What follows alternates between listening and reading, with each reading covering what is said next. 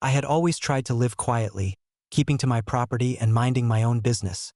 But that peace came to a screeching halt the moment Karen, the self-proclaimed HOA authority, decided my life needed her supervision.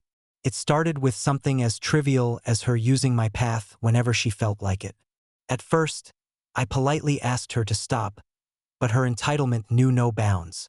She mocked me and my family, thinking her HOA rules gave her dominion over every inch of our land. When she ignored my requests for the last time, I decided her vehicle wouldn't be a problem anymore. The next morning, she woke to a demolished car, a lesson she wouldn't soon forget. But that was just the beginning. Karen's antics escalated quickly. She mocked a disabled gentleman in judicial proceedings, unaware that he was a legal genius, capable of turning her own words against her. Then came the time she had the audacity to call the police on my child's wheelchair, not realizing I was a retired federal operative. Her ignorance would be her undoing time and time again. One by one, she crossed lines she had no authority to approach. I witnessed her demolish my vehicle simply because I refused to join her HOA association. I wasn't angry. I was prepared. My knowledge of the law and years in federal operations made me a force she hadn't accounted for. She intruded on my property repeatedly, expecting compliance, but instead, I blocked her access entirely.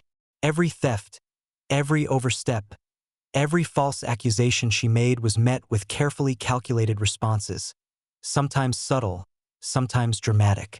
One day, when she stole packages from my porch, I placed a snake inside one.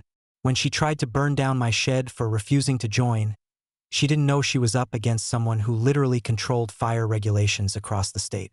Karen's obsession with power grew, but so did my countermeasures. She called animal control to remove my guide animal, threatened my wheelchair ramp, and tried banning security cameras after being caught stealing, all the while unaware of the legal and operational expertise I brought to the table. When she tried to confiscate my land, I reminded her of the Second Amendment in ways that left her stunned. Every phony officer she sent, every emergency call she made, failed spectacularly because she didn't know the law enforcement connections my family and I held. Her most ambitious attempts were the most disastrous.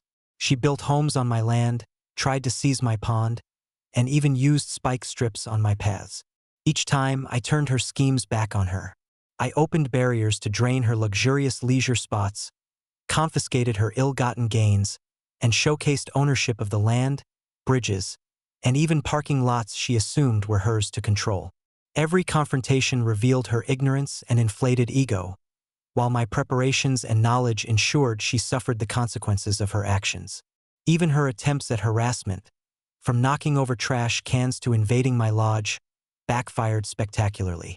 She walked into courtrooms, emergency calls, and property disputes thinking she had the upper hand, only to discover that I, and sometimes my family, held the legal and operational authority to nullify her plans entirely.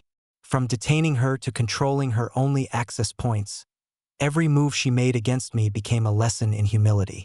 By the time she realized the full extent of my ownership, expertise, and preparedness, the HOA Karen saga had become a cautionary tale for anyone who thought they could overstep their boundaries. In the end, I didn't act out of malice, but of necessity. She had underestimated the strength of someone who knew their rights, the law, and how to defend them. Every vehicle demolished, every stolen package accounted for, every path reclaimed, was simply the natural consequence of her entitlement meeting someone unwilling to bow to it. The HOA may try to dictate rules, but when your home, your land, and your family are at stake, you learn quickly that power without knowledge is nothing.